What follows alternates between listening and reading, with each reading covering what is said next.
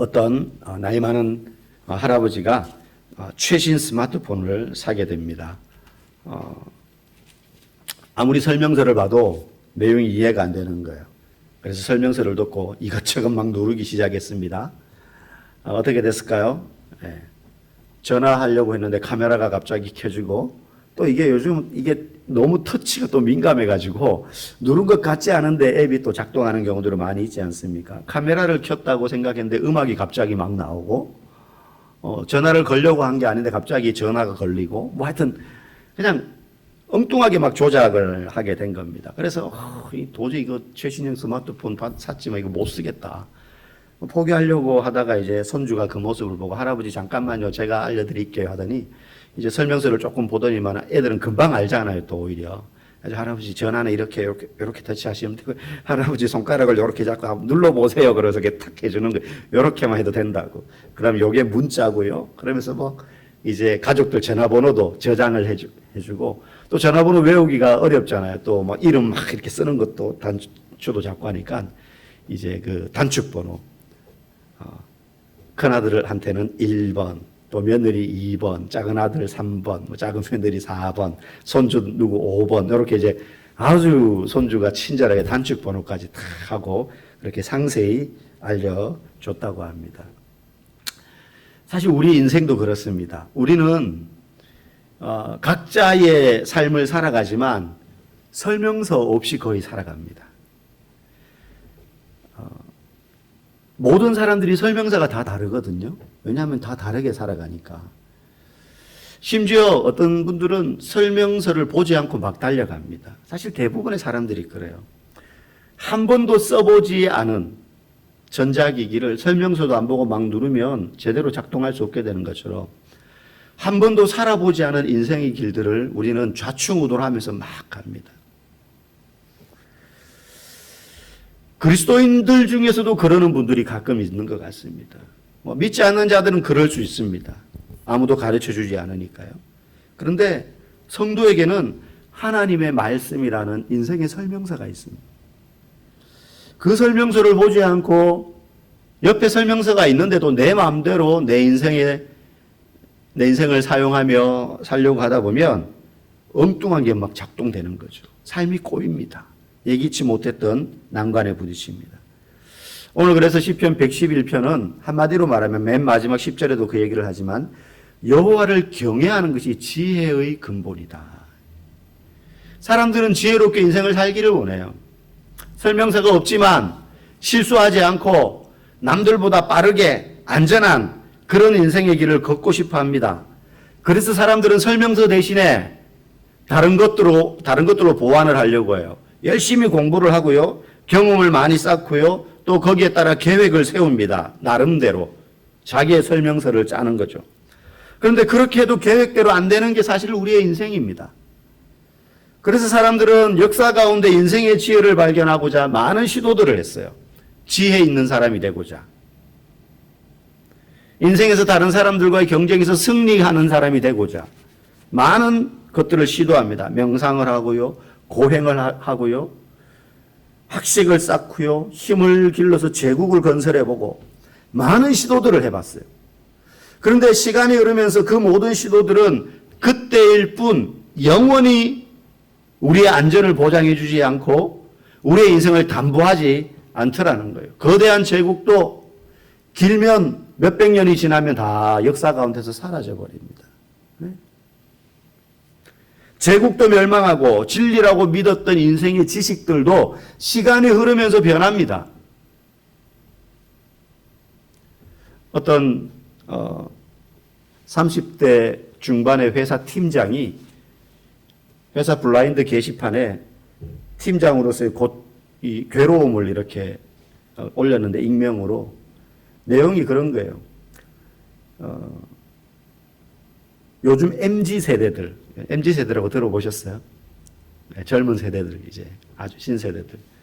이 신세대란 말도 사실 옛날 말인데, 이제 그 팀의 팀장인데, 이렇게 예를 들어 오늘 우리 사무실 청소합시다. 그러면 이제 팀장이니까 조금 이게 지시하고 관리하고 이런 역할을 좀 많이 하지 않겠습니까? 청소를 해도.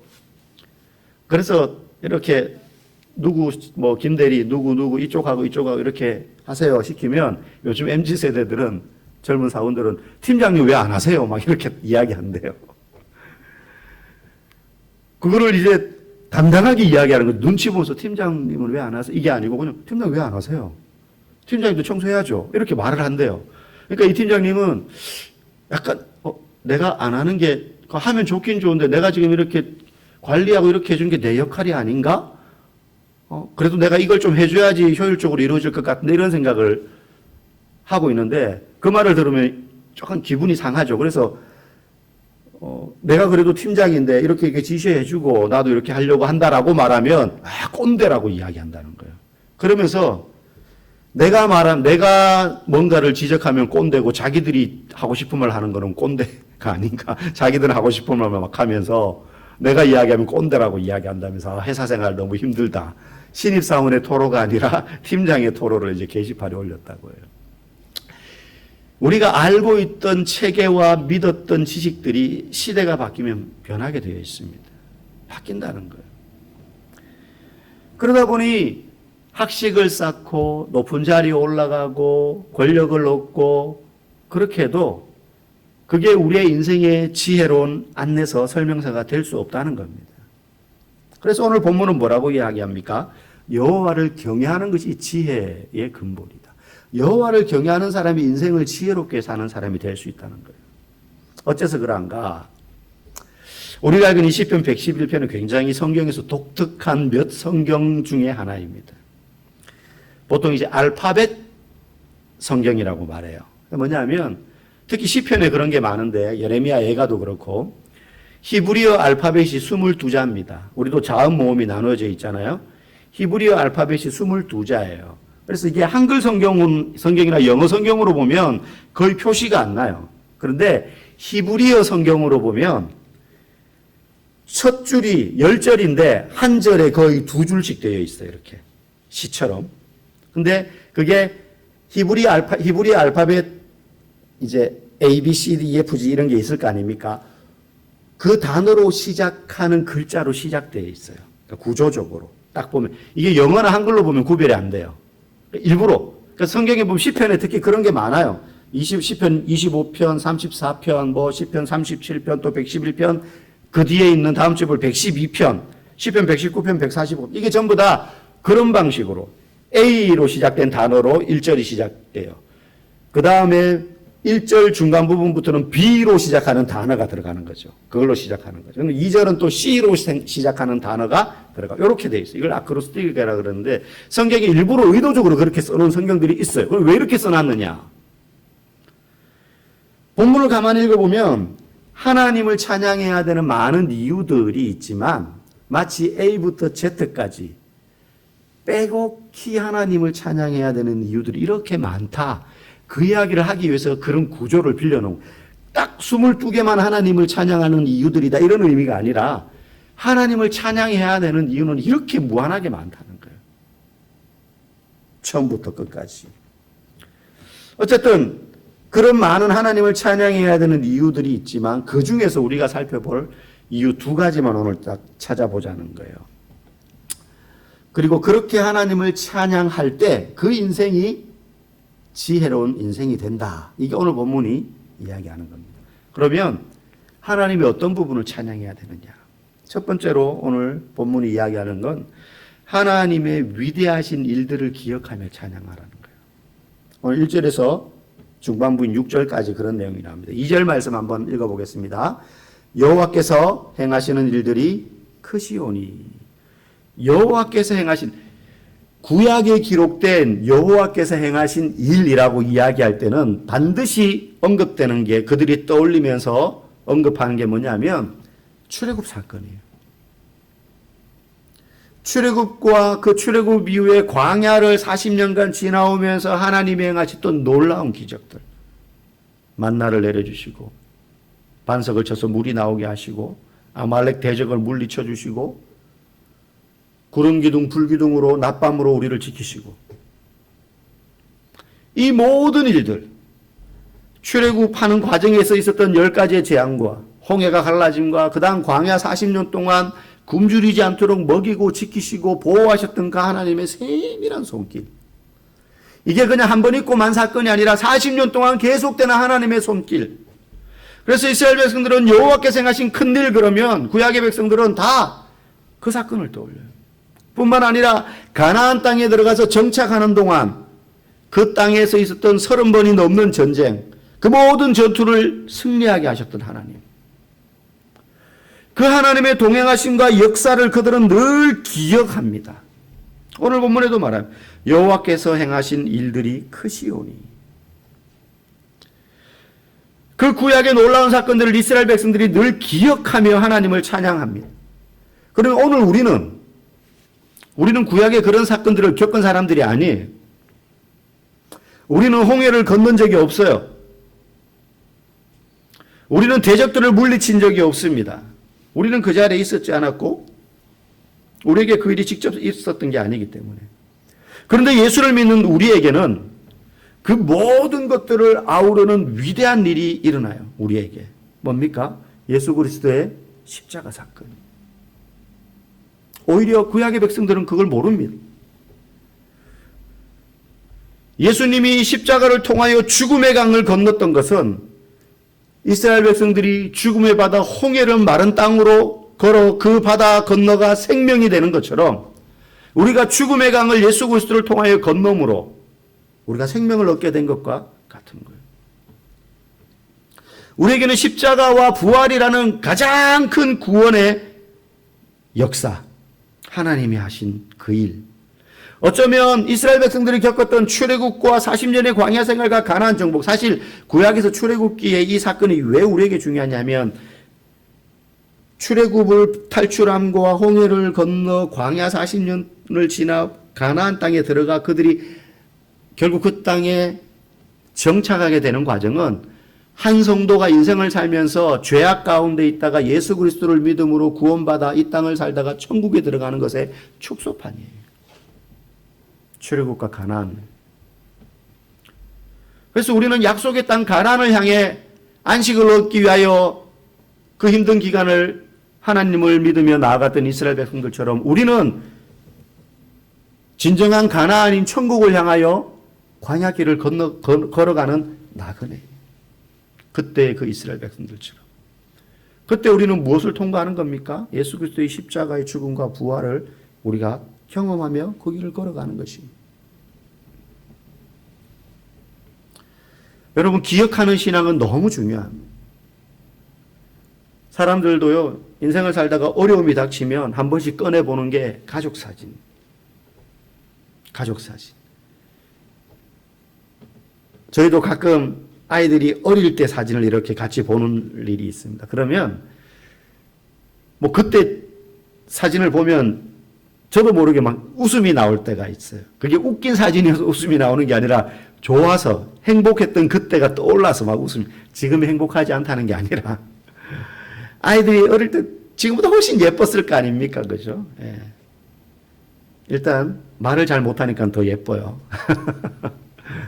그래서 막 동물원 갔던 사진, 갯벌에 놀러 갔던 사진, 그냥 집에서 애들이 막 뭐 이렇게 엉망진창으로 뭐 똥 오줌 싸고 막 설탕 밀가 장난감 만져가지고 온 방안을 어지러우면 거기 기어다니 그런 동영상 뭐 이런 거 짧은 클립 보다 보면 막 웃음이 납니다. 그때는 괴로웠었는데 지나고 나면 그때가 참 행복했다 그러면서 저도 모르게 기분이 좋아져요. 환기가 되죠. 힘들 때 우리가 그런 가족 사진을 꺼내보면서 기억하잖아요. 그때 이랬지. 맞아. 이때 잠 못 자면서 애 재운다고. 그때 너무너무 힘들고 막 짜증도 나고 그랬는데 지금 생각하니까 그때가 너무 행복했어요. 자녀들이 이제 장성해서 다 출가하고 나면 또 그때 사진을 보는 마음은 또 다를 거라고 생각합니다. 그죠? 그때를 기억하며 현재의 어려움을 이겨내는 거죠. 우리도 그러지 않습니까? 그것처럼 하나님이 나의 인생에 행하셨던 일들을 기억하면서 우리는 지금의 그 인생의 광야길의 어려움들을 이겨내는 거예요. 그때 하나님을 찬양하게 되는 것입니다. 그래서 하나님의 위대하신 일들, 내 인생에 행하신 하나님의 그 섬세한 손길과 발자취들, 가장 어두울 때, 가장 외로울 때 그 기억을, 앨범을 꺼내보면서 맞아, 그때 하나님이 나와 함께 하셨지. 내가 그때 죽을 것처럼 괴로웠고 인생을 포기하고 싶은 생각마저 들었었지. 그런데 그때 하나님이 나를 붙잡아 주셨지. 그러면서 하나님을 찬양하게 되는 거죠. 그 얘기를 오늘 본문의 첫 번째 하고 있습니다. 하나님이 하신 위대하신 일들을 기억하라. 두 번째 오늘 보면 하나님이 어떤 부분을 찬양하라고 하는가? 하나님의 말씀이 신실하다는 사실 때문에 찬양하라고 그 뒤에 7절부터 9절까지 이야기합니다. 우리 7절 말씀 한번 읽어봅시다. 그의 손이 하는 일은 진실과 정의이며 그의 법도는 다 확실하니. 그의 손이 하는 일은 진실하다. 그리고 옳다. 우리 그런 기도 하잖아요. 하나님, 내가 이런 어려움이 있는데요. 하나님 도와주세요. 그런데 내가 원하는 ABCD는 있어요. 이렇게 도와주셨으면 좋겠어라는 생각은 하지만 우리는 뭘 합니까? 하나님이 도와주실 때에는 내가 생각하는 ABCD가 아닌 EFGH 다른 수많은 방법들 중에 아니 그것을 넘어서는 하나님의 오묘한 손길로 나를 도우시겠지만 어떻게 도우시든지 간에 그것이 나에게 가장 좋고 선한 길임을 믿습니다. 우리 그 마음으로 구하지 않습니까? 나는 당장 배고프니까 당장 내 입에 이거 넣어주셨으면 좋겠다고 기도하지만 사실 하나님은 때로는 너 조금 더 굶어야 돼 라고 하실 수 있어요. 예를 들자면 그렇더라도 우리는 어떤 믿음으로 그것을 인내하며 받아들이고 수납합니까? 하나님이 언젠가 나에게 가장 선한 것으로 주실 거예요. 왜? 그분은 진실하시고 정의로우시기 때문에. 그리고 그의 법도는 다 확실하기 때문에. 하나님의 말씀은 신실하다는 거예요. 변함없다는 거예요. 확실하다는 거죠. 십자가에서 예수님이 마지막에 뭐라고 말씀하시고 운명하십니까? 다 이루었다. 무슨 말입니까? 계획이 성취되었다는 거예요. 누구의 계획이? 하나님의 계획이. 변함없다는 거예요. 마귀가 승리하는 것 같은 방법으로 끝났지만 사실 그게 하나님의 뜻을 이루는 것이었다.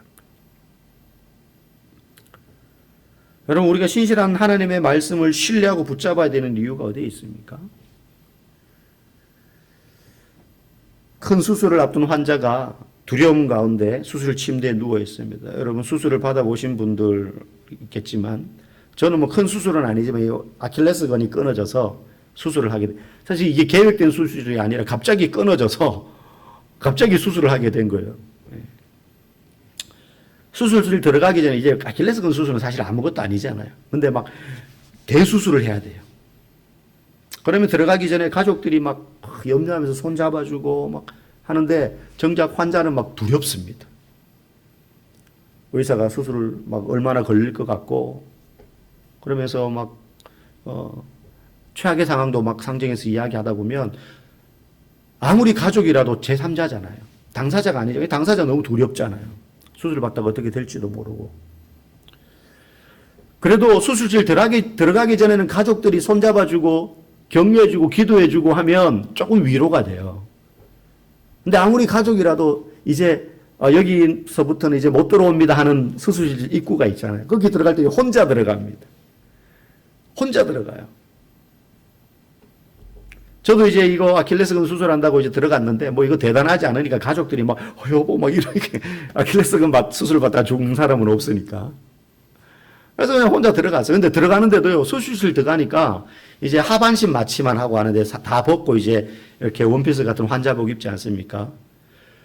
수술실이 그렇게 추운 줄 몰랐어요. 너무 추운 거예요. 그래서 이제 뒤꿈치니까 엎어져서 이렇게 엎드려서 수술을 받는데 의사가 그러더라고. 환자분 추우면 이야기하세요 그러는 거예요. 무슨 얼마나 춥길래. 근데 이게 수술실이 그냥 기온이 낮아서 추운 것도 있겠지만 모르겠어요. 이게 약 때문인지 뭔지 몰라도 너무 오한이 막 드는 거예요. 수술 받는데. 이게 전신 마취가 아니고 하반신 마취만 하니까 이게 추위 이런 게 다 느껴지잖아요. 그래서 진짜 너무 추운 거예요. 제가 열이 많은 사람인데도.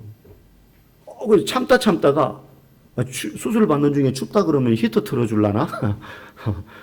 그러면 너무 추운데요. 그래요? 그러더니만 그 온풍기 같은 거 있죠. 왜 이렇게 이동식.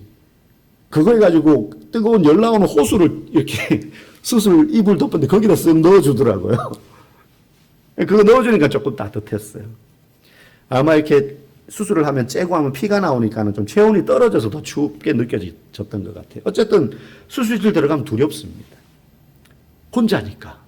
근데 들어가는데 그때 수술하는 의사가 이렇게 말했다고 생각해 보십시오. 환자분, 걱정 마세요. 저를 믿으십시오. 사실 그 수술실에서는 의지할 리가 누구밖에 없어요.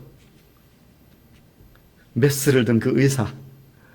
근데 그 의사가 예를 들어 환자분 저도 이 수술 처음이에요. 막 이래서 덜덜 떨고 있어요. 얼마나 두렵겠습니까? 환자는 몇 배나 더 두렵겠죠. 야, 이거 이 사람한테 내 수술을 맡겨도 되나? 근데 환자가 탁 떨리지 않는 손으로 걱정 마세요, 환자분. 저를 믿고 수술을 받으시면 됩니다. 사실 그 말 한마디가 환자에게는 큰 위로가 되는 거죠. 그래서 환자는 두려움 속에서도 그 의사 말 믿고 수술대에 오르는 거예요. 여러분, 하나님 말씀도 이와 같습니다. 그분이 우리에게 말씀하세요. 너 힘들지? 나만 믿어. 내가 변함없이 너를 끝까지 책임지겠다. 마지막까지 내가 너와 함께 하겠다. 그분은 가장 먼저 우리에게 다가오셨다가 가장 나중에 나오시는 분이에요. 군대 가면 공병대가 그런 부대 아닙니까? 가장 먼저 전장에 들어갔다가 가장 나중에 나오는 부대잖아요. 그분은 그렇게 우리와 마지막까지 함께 하시는 분이라는 사실을 여러분 믿으시기 바랍니다. 마지막입니다. 오늘 10절 말씀은 이렇게 이야기합니다. 우리 같이 읽어보겠습니다. 10절 말씀. 10절 말씀 우리 성경을 보고 읽겠습니다. 여호와를 경외함이 지혜의 근본이라 그의 계명을 지키는 자는 다 훌륭한 지각을 가진 자이니 여호와를 찬양함이 영원히 계속되리로다. 아멘. 여호와를 경외하는 것이 지혜의 근본이다. 지혜는 머리로 아는 것이 아닙니다. 하나님을 경외하는 것은 마음에서 시작돼요. 히브리어로 경외라는 말은 두려워하다라는 뜻도 포함되지만 하나님을 높이고 그 앞에 서는 태도입니다. 종들이 높은 주인 앞에 설 때에 경외하는 마음으로 서죠. 그 집에서 높임 받을 일은 주인밖에 없어요. 종이 아무리 훌륭한 일을 했다 그래가지고 종이 주인보다 높임 받을 수 없습니다. 오직 종이 잘해도 누구 때문이에요? 주인인데. 하나님께 모든 영광을 올려드리고 그분을 높이고 나는 그 앞에 종으로 서는 것. 이게 경외함이에요. 이게 경외함이에요. 우리 안에는 하나님을 향한 경외하는 마음이 있어야 돼요. 한 아이가요, 신호등을 무시하고 좌우를 보지 않고 길을 막 건너려고 저기서부터 뛰어오는데 반대편에 엄마가 그 모습을 본 거예요, 우연히. 이 아이 엄마가. 그래서 병대야! 소리를 꽉 질렀어요, 길거리에서.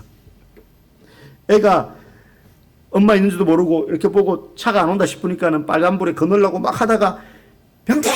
이런 저쪽에서 애는 아는 거죠. 엄마 목소리라는 거. 들리니까 본능적으로 고개를 들고 엄마 목소리에 놀래가 움찔했습니다.